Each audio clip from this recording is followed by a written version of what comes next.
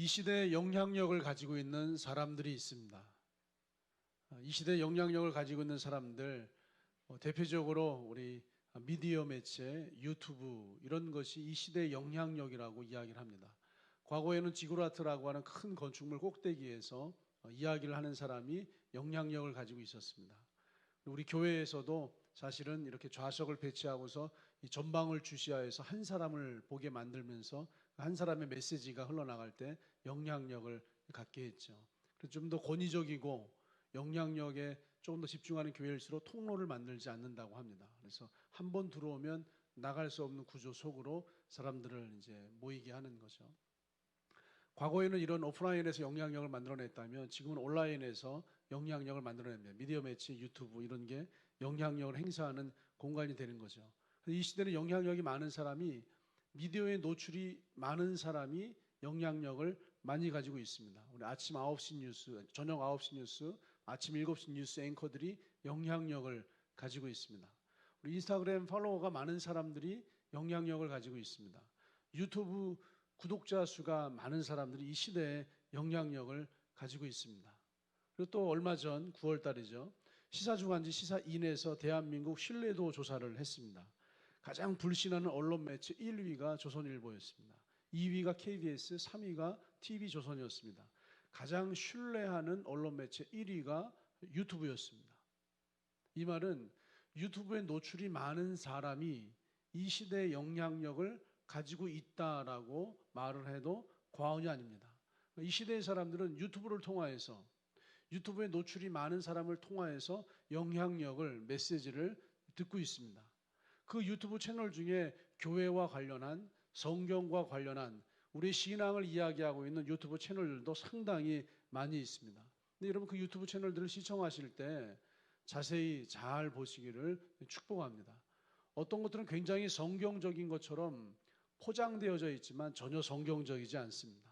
성경적인 것처럼 시작을 하지만 성경이 아닌 자기의 생각과 이야기로 끝나는 채널과 영상이 굉장히 많습니다. 몇 가지 제목들을 뽑아봤어요. 성경적이지 않지만 성경적으로 포장되어 있는 영상들, 사람들이 정말로 많이 보았고 영향력을 많이 받은 영상들, 뭐 적게는 수천 건에서 많게는 우리 기독교 채널 80만, 100만회 이렇게 상회하는 채널과 영상들이 많습니다. 한 9만, 한 10만 회 가까이 이제 조회수가 있는 창조냐 진화냐, 사실은 이렇게 봐야 합니다. 이 영상을 보면 진화론 역시 신앙적인 것을 살그머니 이야기하고 있습니다. 또 구원받았는지 아닌지 아는 방법 80만 회 이상을 상회하고 있습니다. 여러분이 구원을 받았는지 구원받지 않았는지 알고 싶다면 이 영상을 클릭하시고 이 영상을 보십시오 라고 이제 우리에게 도전하죠. 주일에 꼭 교회를 가야 하나요? 64만 회 이상의 조회수를 가지고 있습니다. 주일날 꼭 교회에 가야 하나요? 그래서 주일에 대한 새로운 개념, 안식에 대한 새로운 개념을 굉장히 인본적으로, 대부분 다 인본적으로 이야기를 하고 있습니다. 11조를 꼭 내야 합니까? 한 30만 회 이상의 조회수를 가지고 있습니다. 다들 교회를 다니는 성도들이 한두 번쯤은 민감하게 생각하는, 이게 과연 이것이 맞는 것일까? 라고 하는 생각들을 주제로 하여서 영상을 제작하고 이야기합니다.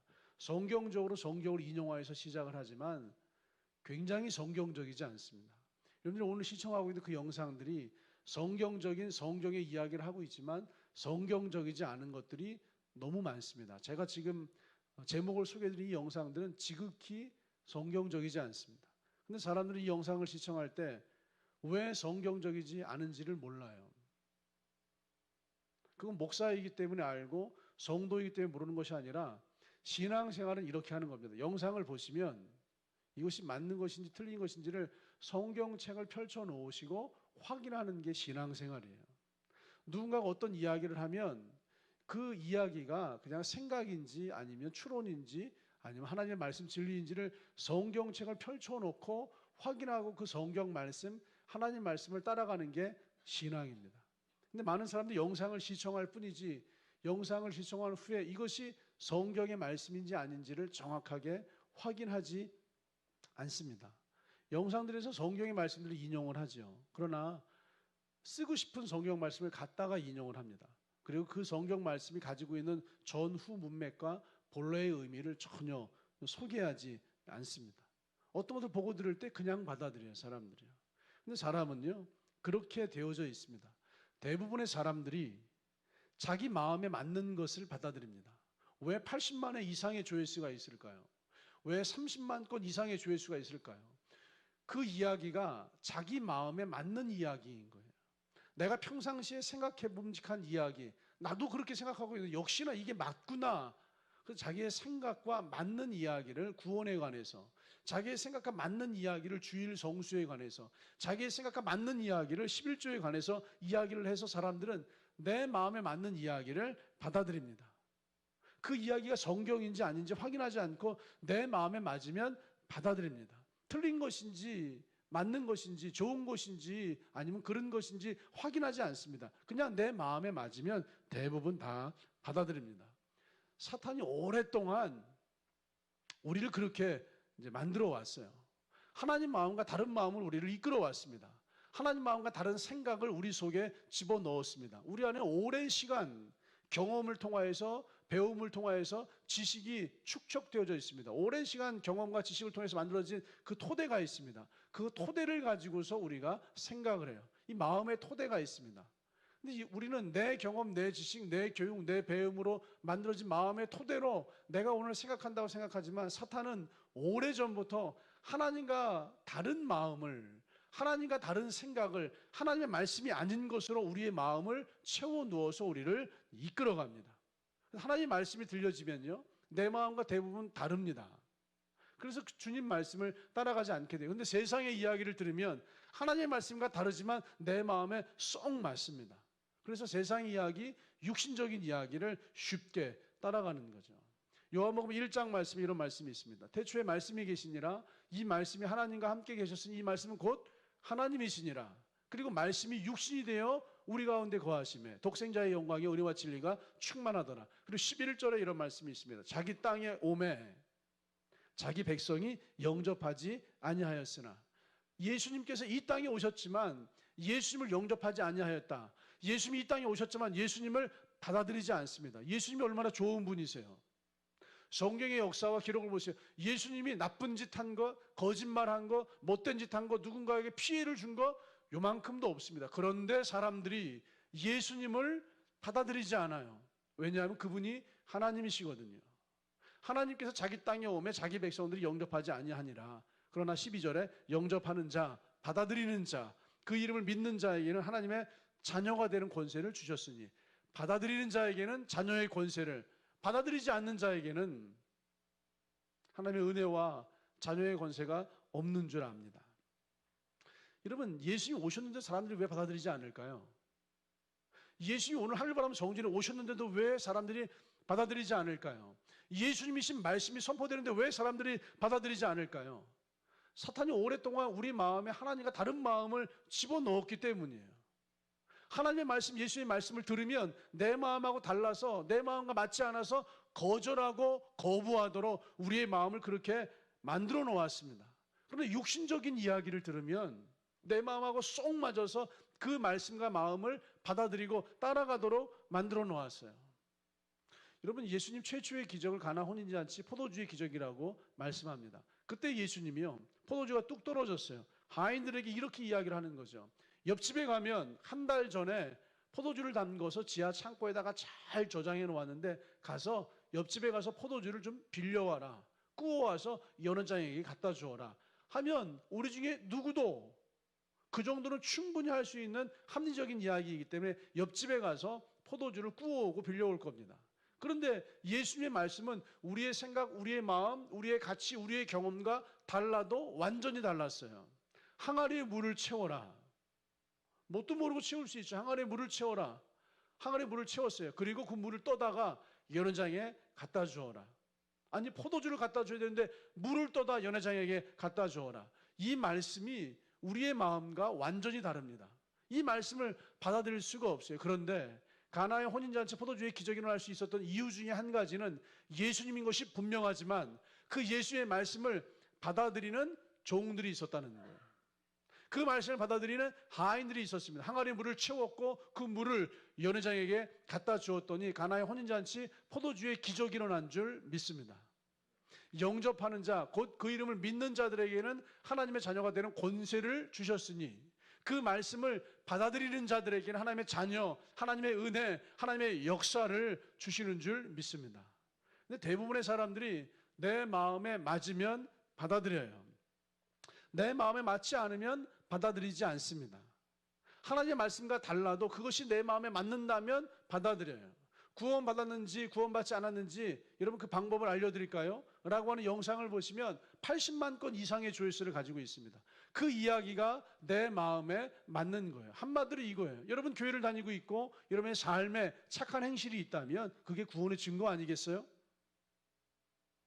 제가 한 문장으로 설명해 드리는 거예요. 여러분 교회를 다니고 있고 여러분 선하게 살고 계시죠? 착하게 살고 계시죠? 사랑하고 계시죠? 배려하고 계시죠? 양보하고 계시죠? 섬기고 계시죠? 그럼 여러분 그것이 구원의 증거 아니겠어요? 만약 그러한 삶이 없다면 여러분 구원을 의심해 보셔야 돼요. 근데 여러분 교회를 다니면서 착한 행실과 선한 삶을 사는 것, 우리 예수님을 믿지 않아도 얼마든지 그렇게 살 수 있습니다. 제가 아주 수년 전에 예화를 드렸지만 지금은 빔 프로젝터를 잘 쓰지 않아요. 요즘에 LED 이제 그 스크린을 통해서 컴퓨터에서 바로 연결을 해서 쓰죠. 빔 프로젝트를 생산하는 업체 사장님이 예수를 믿지 않는 사람이에요. 그리고 그 업체 영업하시는 부장님이 예수 믿는 크리스천이에요. 개척교회들 빔 프로젝트 하나 사는 게 정말로 힘들고 어렵습니다. 그래서 이 영업하시는 크리스천 부장님이 사장님에게 이렇게 제안을 했어요. 사장님, 우리 회사가 관공서나 시설에 빔 프로젝터를 설치하고 거기에 설치되어 있던 옛날 구형 프로젝터를 가지고 와서 창고에 쌓아놨는데 이 창고 물류 비용이 어마어마합니다. 이걸 처리해야 되는데 처리하려고 해도 쓰레기 비용이 어마어마합니다. 차라리 여기 부품 몇 개를 바꿔서 수리를 해서 빔 프로젝터가 필요하지만 경제적으로 어려워서 살 수 없는 뭐 교회라든지 어떤 시설이라든지 이 프로젝트를 수리해서 기부를 하면 우리 기업의 이미지도 좋아지고 우리는 또 기부를 할 수 있고 이것이 홍보가 되어서 더 많은 우리가 이제 판매를 올릴 수 있겠습니다라고 제안을 했어요. 이야기를 들어봤더니 사장이 좋은 거 아니에요, 여러분? 여러분 창고에 있는 재고도 처리할 수 있죠. 기업 이미지 좋아지죠. 기부도 할 수 있죠. 그래서 예수 믿지 않는 사장님이 여러 시설과 교회들에게 빔 프로젝트를 나눠줬어요. 한 번이 아니라 매년 개척교회, 작은 교회들이 신청을 하면 거기다 빔 프로젝트를 나눠주는 사업을 했습니다. 예수 안 믿어도요, 선한 행실, 착한 일 얼마든지 할 수 있다고요. 이것이 구원의 증거라면, 이것이 구원의 근거라면 예수님이 십자가에서 우리 모든 죄를 위해서 속죄, 죽으실 이유가 전혀 없죠. 근데 이 영상을 보시면 굉장히 성경적인 것 같지만 지극히 성경적이지 않은 이야기로 끝이 나요. 그런데 이것을 받아들이는 이유는 뭐냐면요, 사람은 내가 뭔가 하는 걸 좋아해요. 나의 행실로 구원을 만드는 걸 더 좋아합니다. 나의 노력으로 구원을 만드는 걸 더 좋아합니다. 불가능하다는 걸 알지만 불가능하면 불가능할수록 나의 행실이 만들어질 때 기쁨과 희열이 느껴지고 만족감이 충만하게 채워져요. 그래서 나의 행위가 오히려 믿음의 증거가 되기를 원하죠. 그래서 여러분 율법적인 공동체가 오히려 더 많이 부흥을 해요. 율법적인 공간에 사람들이 더 많이 모여요. 율법을 싫어하면서도 불구하고 사람들은 율법이 있는 공간을 좋아합니다. 이 사람의 본성 중에 하나예요. 11조 꼭 드려야 합니까? 이 영상도 30만 건 이상을 가지고 있어요. 성경으로 시작을 한 듯하지만 전혀 성경적이지 않아요. 그런데도 불구하고 성경적이지 않은 이 영상을 사람들이 시청하는 이유는 자기 마음에 맞기 때문이에요. 여러분 구원을 믿음으로만 이루어 주신다는 하나님의 말씀보다는 나의 행위로 만든다는 것이 내 마음에 더 맞기 때문이에요. 11조를 드려야 한다라는 이야기보다는 11조를 드리지 않아도 된다라고 하는 이야기가 내 마음에 더 맞기 때문이에요. 지금부터 11조에 관한 이야기를 하려고 합니다. 여러분의 소득의 10분의 1, 11조를 떼어서 하나님께 내야 됩니다. 이렇게 영상은 낸다라고 하는 표현으로 시작을 해요. 구약의 첫 번째 11조는 아브라함의 11조, 아브라함이 멜기세덱의 11조를 드렸습니다. 하나님께 영광을 드린다는 의미이죠. 꼭 11조만을 가지고 하나님께 영광을 드려야 할까요? 이게 질문이에요. 여러분 하나님께 영광을 드릴 수 있는 수많은 것 중에서 왜 하필이면 11조만으로 하나님께 영광을 드려야 한다라고 생각을 하시나요? 왜 교회는 11조만으로 하나님께 영광을 드려야 한다라고 이야기하는 걸까요? 교회가 건축하지 않았다면, 교회가 벌려놓은 일들이 없다면 11조를 걷지 않아도 충분히 운영할 수 있는데, 그 건축비 때문에, 벌려놓은 일들 때문에 11조가 필요한 것입니다. 하나님께 영광을 돌릴 수 있는 수많은 행위들이 있습니다. 그것으로 하나님은 충분히 영광 받으십니다. 꼭 11조여야 할까요? 이게 그 영상에서 하고 있는 이야기예요. 신약의 11조를 보겠습니다. 신약의 11조는 신약 성경에서는 하나님께 11조를 드리라고 하는 언급이 없습니다. 박하와 향채 근체로 회향으로 11조를 드리라라고 예수님의 언급이 한 번 있지만, 그 언급 이외에는 11조에 대한 언급이 전혀 없습니다. 다만 헌금에 대한 이야기가 많이 나올 뿐입니다. 신약에서는 11조에 대한 언급이 없어요, 여러분. 한 번밖에. 근데 꼭 11조를 드려야 할까요? 이렇게 문제 제기를 해요. 11조는 하나님께 영광을 올려드리는 행위이기 때문에 다른 걸로도 얼마든지 하나님을 찬양하고 영광 올려드릴 수 있습니다. 11조는 소득이 없는 레위인들의 소득, 실천적인 생활을 위해서 필요한 것이기 때문에 여러분 11조를 꼭 내지 않아도 이 시대의 레위인들, 제사장들이 자기 생활을 할 수 있습니다. 그래서 굳이 11조를 드릴 필요가 없습니다. 꼭 11조를 드려야 한다면 소득의 10분의 1을 11조를 드릴 것이 아니라 드리고 싶은 만큼 많이 벌면 많이 드리셔도 되고 적게 벌면 적게 드려도 됩니다. 라고 영상을 이야기하고 영상을 끝내고 있어요. 굉장한 조회수가 올라가고 있어요. 왜 그럴까요? 이 조회수가 올라가는 영상들, 내 마음에 맞는 이야기들이에요. 우리 여러분들은요, 영상을 보세요, 여러분. 그런데 이게 맞는지 안 맞는지 성경책 펼쳐놓으시고 확인하시는 거예요. 성경책 펼쳐놓으시고 확인하시는 거예요. 아침 1부 예배 시간에 아브라함의 11조에 대해서 조금 더 자세히 얘기를 했지만 좀 줄일게요. 11조는요, 하나님께 영광을 올려드린다라고 하는 의미가 맞습니다. 이걸 포함하고 있지만 이것만이 아니라 하나님의 주권의 문제예요. 주권의 문제. 아브라함이 최초로 하나님께 11조를 드립니다. 여러분, 소돔과 고모라 전쟁에서 포로로 끌려간 롯을 구출하기 위해서 11조를 드리는데 318명을 거느리고 가서 4개 나라 연합군과 전쟁을 치르고 승리를 해요. 이게 창세기판 다윗과 골리앗의 싸움이에요. 318명과 4개 나라 연합군, 전쟁이 되겠어요, 여러분?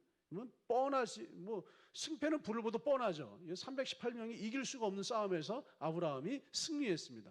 그리고 멜기세덱이라고 하는 대제사장이 아브라함에게 와서 여호와 하나님을 찬양할지어다. 이 전쟁에 너의 손에 붙이신 여호와 하나님을 찬양할지어다. 그때 아브라함이 깨달아. 이번 전쟁 내가 싸우는 것이 아니라, 나의 318명이 승리를 한 것이 아니라 하나님께서 싸워주셨고 하나님께서 이기게 해주셨고 하나님께서 승리를 주신 것이로구나. 그걸 깨우치는 순간 그 다음 구절에 아브라함이 멜기세덱에게 10의 1조를 드리니라 라고 창세기 14장에 정확하게 기록되어져 있습니다.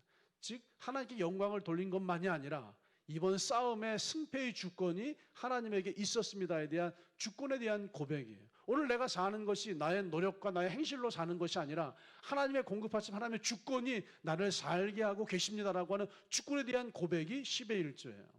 나의 소득이 한 달에 100원을 벌고 있는데 나의 노력이 아니라 이 재물, 이 물질의 은혜가 하나님이 공급해 주신 하나님의 은혜입니다. 이 주권에 대한 고백이 10의 1조예요. 신약 성경에는요, 11조에 대한 언급이 없습니다, 여러분. 성경 읽어보세요. 11조에 대한 언급이 없어요, 여러분. 그런데 신약 성경에는 11조에 대한 언급이 없고요, 새로운 언급이 있어요. 새로운 말씀들이 있죠. 어떤 말씀이냐면, 신약 성경 안에서 헌금에 대한 이야기가 유난히 많이 나옵니다. 물질에 대한 이야기가 유난히 나와요.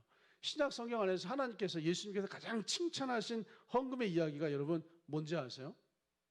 부자들이 많은 재물, 많은 물질, 많은 헌금을 할 때 예수님이 유독 이 한 사람을 콕 집어내어서 칭찬하시고 격려하시고 축복했어요. 누구예요, 여러분? 과부의 두렙돈이요. 이게 한 2,000원, 3,000원밖에 안 되는 돈이에요. 그런데 성경에 이렇게 써 있습니다. 이 과부는 헌금함에 넣는 모든 사람보다 많이 넣었도다. 그들은 다 풍족한 중에 넣었거니와 이 과부는 가난한 중에서, 이렇게 써 있어요, 자기의 모든 소유 곧 생활비 전부를 넣었느니라.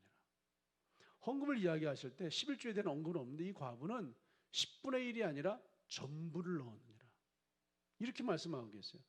또 하나님께서 물질을 드린 사람을 축복한 경우가 있어요. 세리장 삭개오예요. 헌금하고 물질들에서 축복한 사람이 몇 명 있는데 그중에 과부의 두 랩돈 세리장 삭개오예요. 세리장 삭개오는요 이렇게 이야기합니다. 삭개오가 서서 주께 여짜오되 주여 보시옵소서 내 소유의 절반을 가난한 자들에게 주겠사오며 만일 누구의 것을 속여 빼앗은 일이 있으면 네 갑절이나 갚겠나이다. 나의 재산의 절반을 가난한 사람들에게 나눠주겠습니다. 그리고 나머지 절반은 내가 누군가를 속여서 빼앗은 일이 있다면 4배로 배상하여서 보상하겠습니다. 그 시대의 세리들이요, 세리장들이 얼마나 착취를 하고 갈취를 했어요. 근데 절반은 나눠주고 절반은 배상하겠습니다. 이 말의 의미는 뭐냐면 전부 다 드리겠다는 거예요. 이게 신약의 헌금에 대한 개념이에요. 그리고 신약교회, 사도행전교회 성도들은 헌금 생활, 11조 생활 어떻게 했을까요? 사도행전 성도들은요, 사도행전 4장 32절 말씀 보니까 믿는 무리가 한 마음과 한 뜻이 되어 모든 물건을 서로 통용하고 이렇게 써 있습니다. 자기 재물을 조금이라도 자기 것이라 하는 이가 하나도 없더라. 자기 재물을 조금이라도 자기 것이라 하는 이가 하나도 없더라. 다시 말해서 자신의 재산 전부를 하나님께 드렸다는 거예요. 바나바가요, 자신의 토지 전부를 팔아서 사도들의 발 앞에 내려놓습니다. 아나니와 삽비라가요, 자기의 토지 전부를 팔아서 절반은 감추고 마치 절반을 전부인 것처럼. 베드로가 묻잖아요. 이게 전부냐? 예, 전부입니다. 그 부인에게 묻잖아요. 이게 전부냐? 예, 전부입니다. 신약의 11조에 대한 이야기는요, 전부를 드리는 거예요. 근데 사람들은, 여러분 이제 11조 드리지 마세요. 전부를 드리세요. 받아들이시겠어요? 이거 못 받아들여요. 그래서 11조 드리세요. 받아들이시겠어요? 이미 받아들이신 분도 계시지만 못 받아들여요. 대부분의 사람들이요. 내 마음과 맞지 않기 때문에. 내 마음과 맞지 않기 때문에 사람들이 참 많은 것들을 받아들이지 못합니다. 마귀가, 사탄이 오랜 세월 동안 우리를 그렇게 이끌어왔어요. 내 마음에 토대가 있어요. 나의 경험, 나의 지식으로 만들어진 나의 마음의 토대가 하나님의 말씀이 들려줘도 내 마음과 다르면 받아들이지 않도록, 세상의 이야기인 것이 분명해도 내 마음과 맞으면 받아들이도록 이렇게 우리의 마음의 토대를 만들어서 우리를 그렇게 이끌어가고 있어요. 교회에서 쏟아지는 많은 이야기들, 성경에서 선포되고 있는 많은 이야기들, 내 마음과 맞지 않으면 받아들이지 않습니다. 그런데 세상의 이야기들, 성경을 인용한 이야기들이 내 마음과 맞으면 그게 성경적인지 비성경적인지 확인하지 않고 받아들여요. 왜냐하면 내 마음에 맞거든요. 내 마음에 맞지 않거든요. 오늘 여러분 무엇을 받아들이고 계세요? 혹시 여러분 마음에 맞는 것만 받아들이고 계신 거 아니에요? 무엇을 거부하고 계세요? 여러분 마음에 맞지 않아서 거부하는 거 아니에요? 진리이기 때문에, 아니 비진리이기 때문에 거부하는 것이 아니라 진리인 것이 분명한데, 하나님의 말씀인 것이 분명한데, 하나님의 이끄심이 분명한데 내 마음과 맞지 않아서 거부하고 있는 거 아니에요, 여러분? 여러분, 주의 말씀을 받아들이는 그 가나 혼인잔치 하인들 통해서 역사가 일어나는 줄 믿습니다. 오늘 본문에서 예수님께서 이렇게 말씀하세요. 예수님의 제자들이 안식일을 어겼습니다. 안식일에 해서는 안 되는 일을 했습니다. 1절 말씀에 그때 예수께서 안식일에 밀밭 사이로 가실 때 제자들이 시장하여 이삭을 잘라 먹으니 바리새인들이 보고 예수께 말하되 보시오 당신의 제자들이 안식일에 하지 못할 일을 하나이다. 바리새인들이 안식일 법을 어긴 제자들을 책망했어요. 그때 예수님이 이렇게 말씀하십니다. 예수께서 이르시되 다윗이 자기와 그 함께한 자들이 시장할 때 한 일을 잃지 못하였느냐. 바리새인들아 잘 들어봐.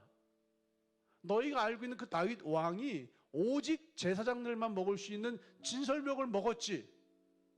그게 문제가 되니 문제가 안 되니? 그건 문제가 안 되죠, 예수님. 너희들 다윗 왕이 오직 제사장들만 먹을 수 있는 진설명을 먹은 것은 인정하고 받아들이지. 그럼요, 다윗 왕이니까요. 근데 왜 우리는 받아들이지 않지? 제자들이, 바리새인들이 웃는 거죠. 웃기고 있네. 아니 네가 무슨 다윗 왕이야?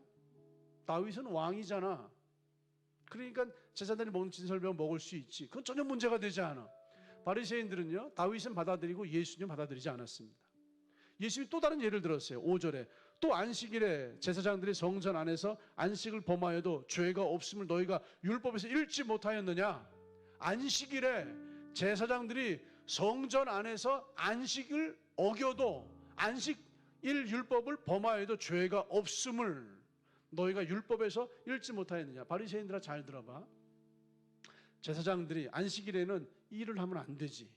그럼요, 예수님 일하면 안 되죠. 안식일에 문을 열면 안 되지. 문 여는 것도 법을 어기는 거죠. 안식일에 이쪽 접시에 있는 음식을 이쪽 접시로 옮기면 안 되지. 그럼요, 일하는 것이거든요. 안식일에 일하면 안 되지. 안식일 법은 안식일에 일하면 안 돼요. 근데 제사장들은 성전에서 왜 일을 하고 있지? 제사장들은 성전문을 왜 여는 거지? 제사장들은 왜 이쪽 접시에 있는 떡을 이쪽 접시로 옮기는 거지? 왜 제사장들은 안식일에 성전에서 촛대에 불을 붙이는 거지? 바리새인들아, 왜 제사장들은 이런 일을 하는 거야? 아니, 제사장들은 그 일을 해야죠. 율법에 써 있잖아요. 안식일에 제사장들은 성전 안에서 그 일을 하는 것을 허락해 놨잖아요. 왜? 왜 허락한 거야? 누군가 일을 해야죠. 우리는 일을 할 수 없지만 우리를 대신해서 제사장은 우리를 대신해서 문을 열어줘야죠. 우리는 일을 할 수 없지만 제사장은 우리를 대신해서 떡을 옮겨놔야죠. 우리는 일을 할 수 없지만 제사장은 우리를 대신해서 촛대에 불을 붙여야죠. 우리는 일을 할 수 없지만 제사장은 우리를 위해서 제사하고 우리 죄를 속죄해야죠. 우리는 일을 할 수 없지만 누군가는 우리를 대신해서 일하는 사람이 있어야지. 그게 제사장이라고 성경에서 말씀해 놓은 거 아니에요. 그러니까 제사장은 일을 해도 되지요. 그렇지? 근데 왜 제사장들은 되고 예수는 안 되는 거야?